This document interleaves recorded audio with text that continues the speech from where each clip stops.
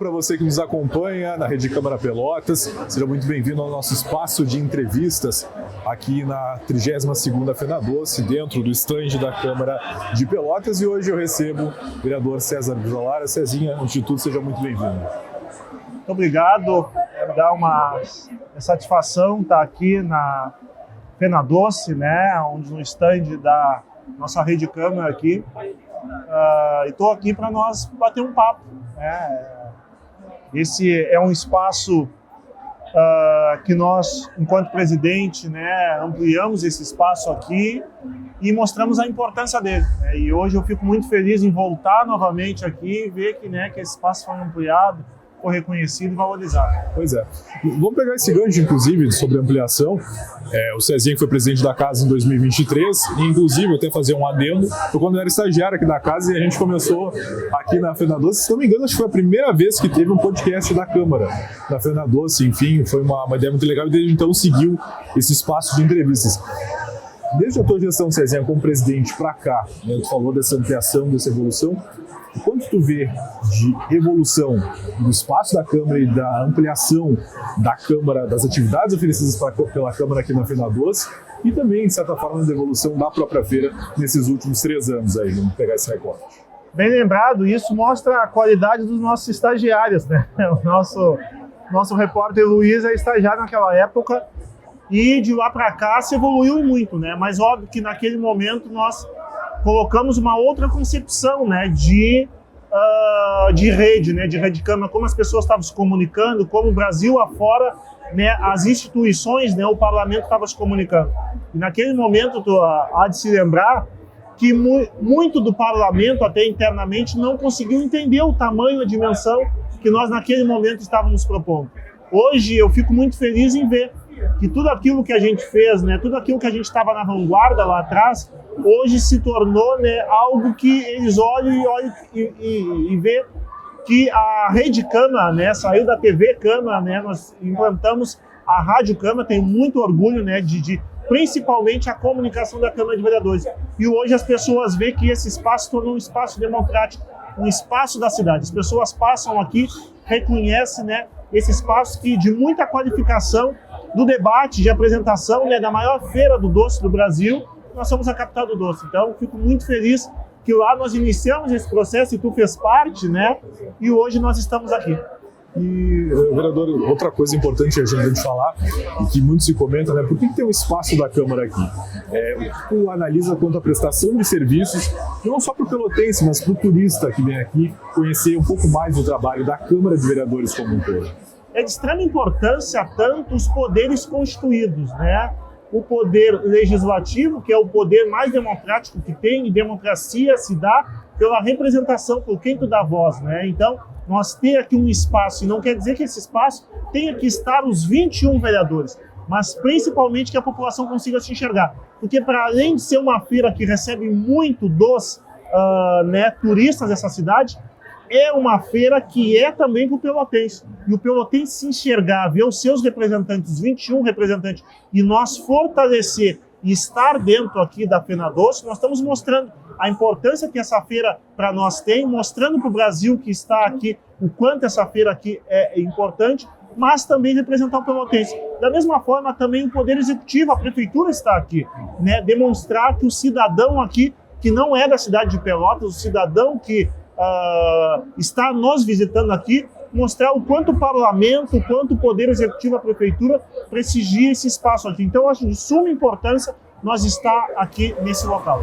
E antes de entrar em pautas mais legislativas, a gente pôde observar esse ano, até antes da FenaDoce, que a Câmara cobrou muito da feira ser mais acessível para os pelotenses. Eu me lembro de falas suas, de outros vereadores, quanto à questão né, dos incentivos que já tem, mas acima de tudo de fortalecer mais essa conexão com o pelotense. Por exemplo, esse ano a feira teve a meia entrada, né, na segunda, terça e quarta.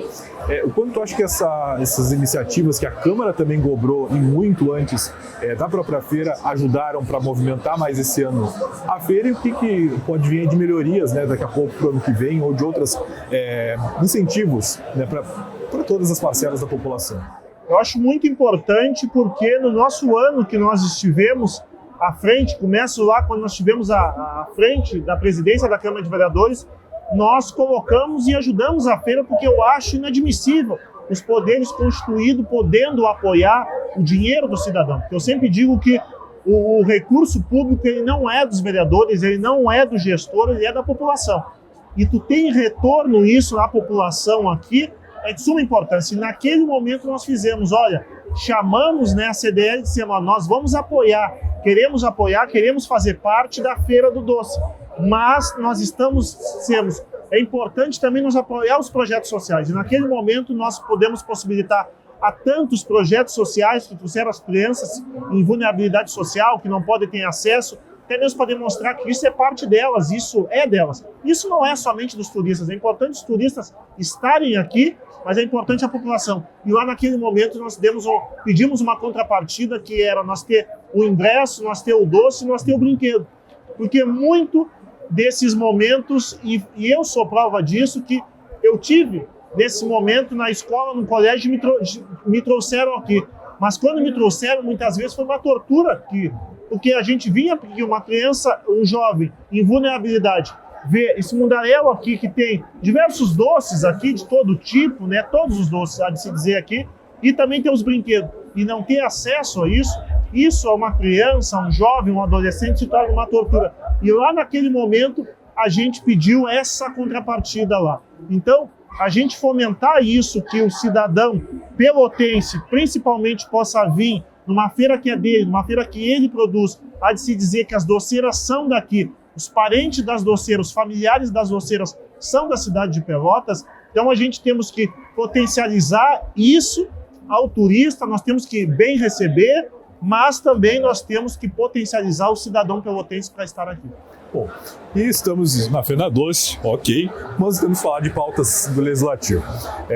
Nós recebemos o vereador Cristiano Silva aqui nessa semana, inclusive, que é presidente da Comissão de Orçamento e Finanças. A gente falou um pouco sobre o trabalho, e o Cezinha é presidente da Comissão de Constituição e Justiça da Casa, e é uma comissão permanente e importantíssima aí para todo o projeto, seja de iniciativa parlamentar, iniciativa do Executivo, que entra na Casa, passa pela CCJ. E aí, fazendo um recorte desse ano, Cezinha, desses primeiros 7 meses agora do ano, a gente teve, e aí pode me ajudar a lembrar, projetos mais impactantes da população. Pronto-socorro, fundação Pronto-socorro, aprovação de contratações emergenciais. E aí até isso que eu comentei com o vereador e quero que comente para a população sobre essa questão do trabalho da comissão. Porque às vezes, né, não passa um projeto, ou o projeto pede para se fazer uma revisão, um relator, se tem discussões às vezes que acabam se estendendo, mas não é, que nem eu falei para o vereador, por má vontade a decisão A ou B. É porque a comissão tem, de fato, esse trabalho técnico. Eu quero que explique um pouco mais para a gente sobre esses projetos, mas, acima de tudo, sobre essa organização da Comissão de Constituição e Justiça. As pessoas entendem, para além do que o prefeito está falando, que as coisas barram na CCJ, a CCJ quer dizer, a nomenclatura é Comissão de Constituição e Justiça e Cidadania, né? Para além do que ele fala, essa é a comissão que ela tem a obrigação de ver a constitucionalidade. Porque numa casa legislativa que tu vê os projetos que vão ser votados, projetos que são constitucionais, a sociedade não quer projetos que sejam inconstitucionais. Nem podemos fazer isso, porque nós estamos legislando e, para além de legislar, nós estamos fiscalizando. Nós estamos fiscalizando o poder público, nós estamos fiscalizando as leis. Então, essa é a principal comissão. Entra um projeto lá, olha, eu quero dar comida para as tartarugas. Tem que ver se isso é constitucional. E depois tem que ver o impacto financeiro disso daí. E muitos dos projetos do Poder Executivo, na sua maioria, chegaram a essa comissão em regime de urgência, e quando está em regime de urgência, o presidente da CCJ, ele faz a avaliação tanto de Constituição e Justiça e de impacto financeiro, porque todo projeto tem que chegar lá. Quanto vai custar esse projeto? Aos cofres públicos. Então é a Comissão de Orçamento e Finança, a COF. Esse projeto ele é constitucional, esse projeto ele não é contra a legislação estadual, ele não é contra a lei orgânica do município, ele não é contra a Constituição Federal. Então tem que se ver isso. Uma comissão vê isso e a outra comissão vê o impacto financeiro. E quando ela chega em regime de urgência, que quando o Executivo manda, isso é avaliado pelo presidente da CCJ, no caso eu. Então, maioria dos projetos que o Executivo mandou sem impacto financeiro. Ele manda lá, esse projeto que eu disse, vamos dar comida às tartarugas. Mas quanto vai custar a comida às tartarugas? Quanto vai custar o servidor para entregar a comida às tartarugas? Vou dar um outro exemplo. Nós vamos dar, a partir do dia de amanhã em Pelotas, gasolina de graça. Quanto vai custar dar gasolina de graça? Quantos carros vão receber? Quais são os critérios? Comissão de Constituição e Justiça. Quem pode receber? Quanto custa o litro da gasolina? Se pode fazer também. Se pode fazer. Podemos dar?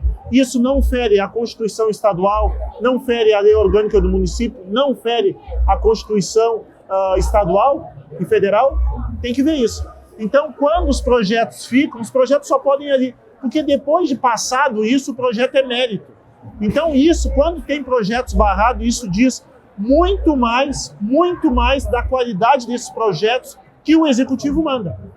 O Executivo lá tem que mandar projetos com impacto financeiro. O Executivo tem que mandar projetos da questão da constitucionalidade. Um exemplo.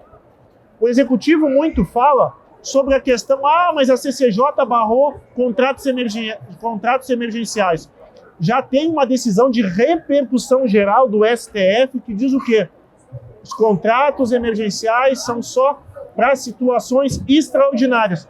Quais são essas situações extraordinárias? Nós fomos acometidos com a enchente de 2024. Ponto. Nós fomos acometidos com uma pandemia, 2019, 2020. Esses momentos tu faz contratos emergenciais. Né? Todos os outros tu tem que fazer concurso público. E nós aprovamos lá na Câmara de Vereadores mais de 3 mil de contratações e renovações de contratos emergenciais. Então vamos lá, a Prefeitura quer governar somente através de contratos emergenciais? Já tem uma decisão do ministro Alexandre de Moraes, que ele diz que contratos emergenciais são só em situações excepcionais.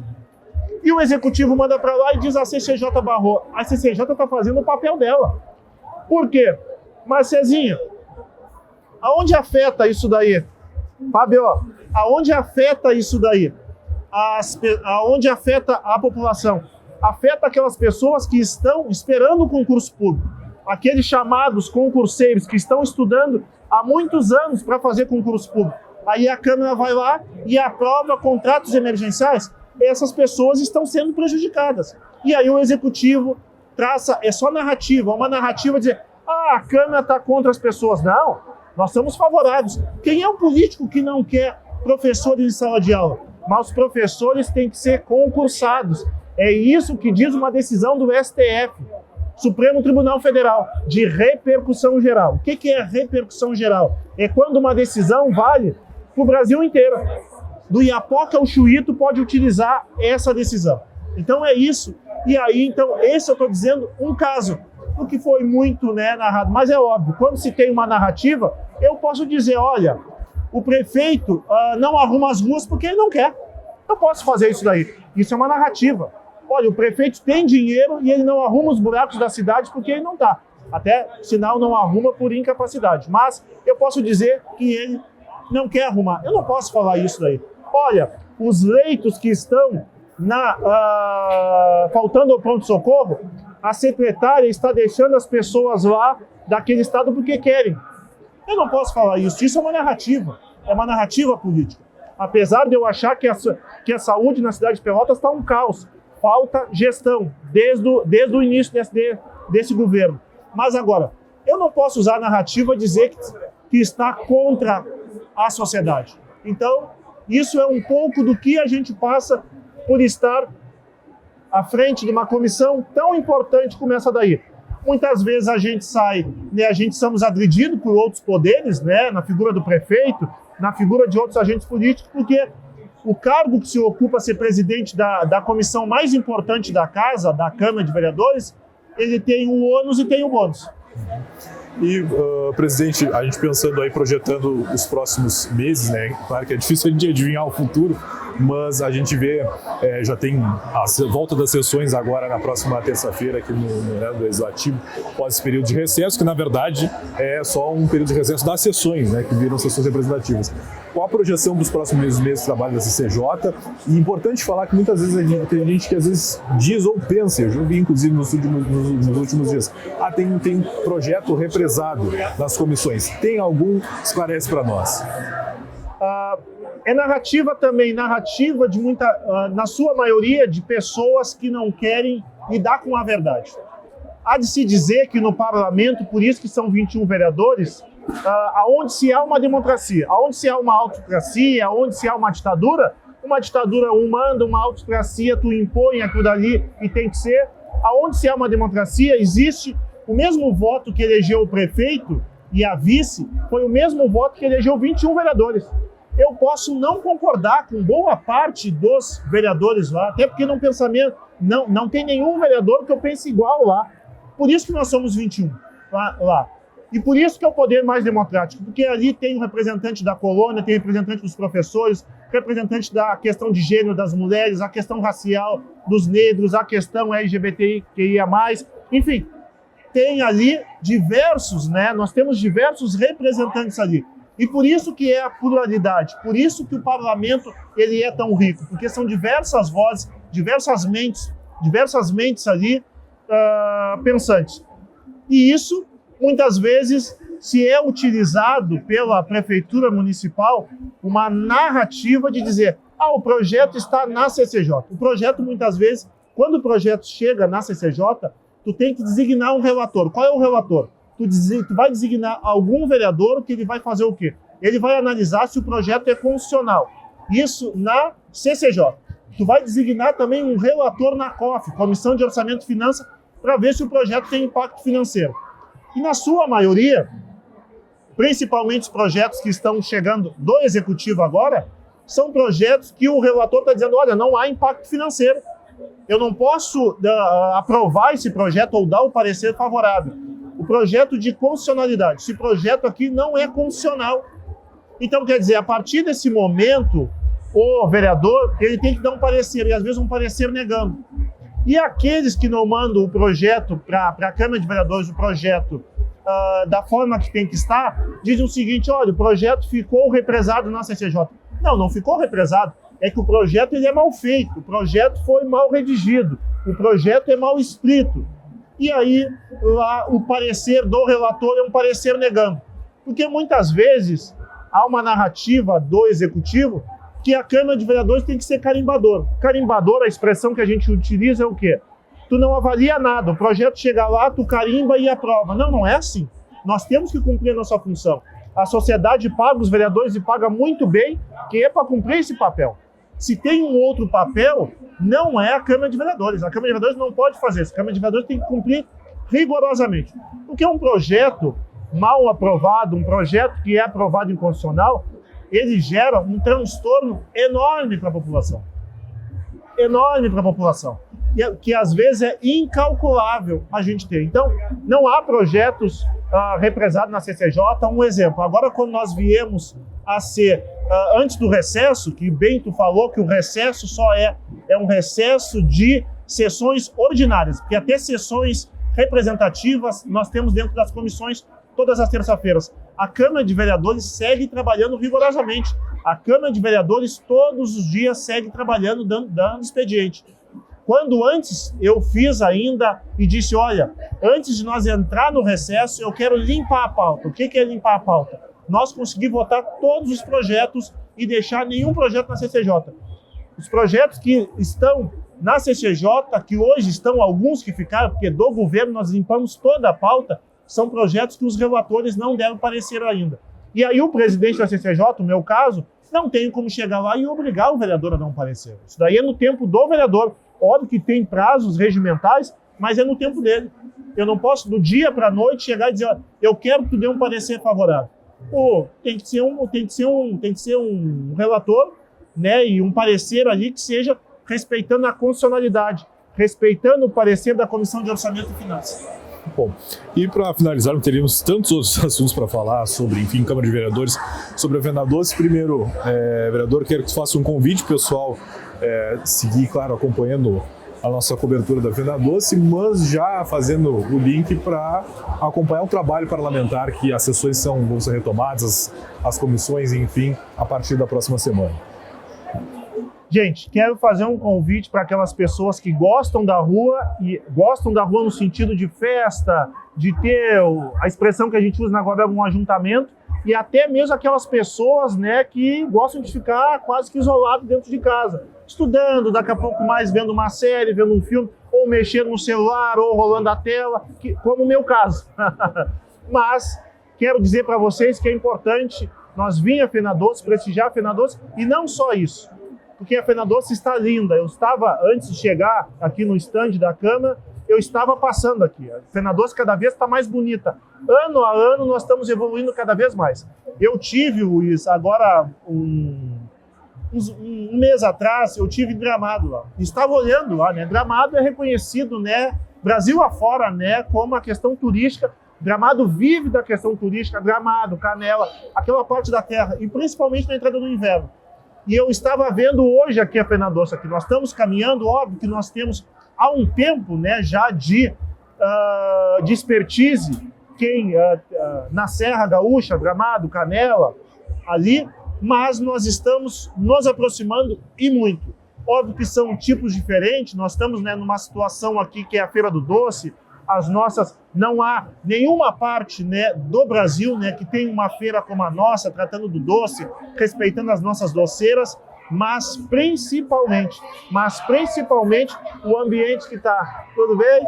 Mas principalmente o ambiente que está aqui, um ambiente familiar, um ambiente aqui dos estandes, e que possa a pessoa passar aqui e vir o nosso estande na Câmara de Vereadores aqui, o poder mais democrático. Eu sempre digo, pessoal, para mostrar o quanto a Câmara de Vereadores é importante.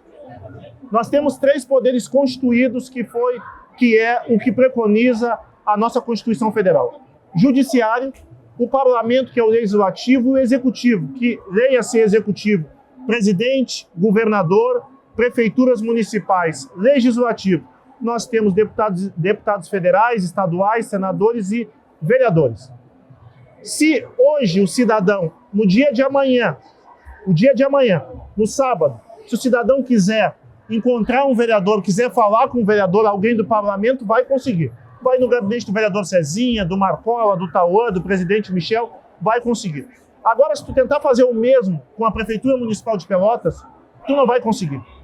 Se tu fazer isso dia de semana, tu também não vai conseguir. Se tu fizer dia de semana com os vereadores, tu vai poder chegar ou nos gabinetes do bairro, ou tu ir na Câmara de Vereadores, até mesmo no recesso. Se tu fizer isso com o Judiciário, também tentar marcar com o Ministério Público ou com o Judiciário, tu também não vai conseguir. Então, são dos 3 poderes o poder mais democrático, o poder que mais acesso à população dá, o poder que mais escuta a população, o poder que tu vai ligar para o telefone de algum vereador, pode até não seja aquele vereador que tu goste, mas vai ser, algum vereador vai te atender. Agora, se tu fizer isso com o Executivo, com o Judiciário, tu não vai conseguir. Então, isso é importância, não desmerecendo todos os outros poderes que são importantes e eu respeito demais.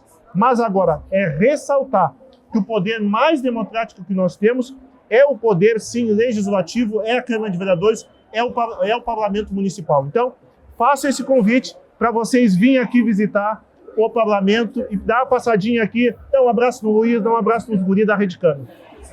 Então tá, Cezinha, muito obrigado pela tua presença aqui no estande da Câmara, prestigiando o nosso espaço e, claro, a gente sempre fica à disposição. Muito obrigado. E você segue acompanhando a nossa cobertura, lembrando também que a Rede Câmara Pelotas tem programação nas plataformas digitais, na TV e no rádio. Você pode acompanhar sessões ordinárias, reunião das comissões, audiências públicas, sessões, enfim, uma série de outros conteúdos que a gente produz diariamente para você. Até a próxima!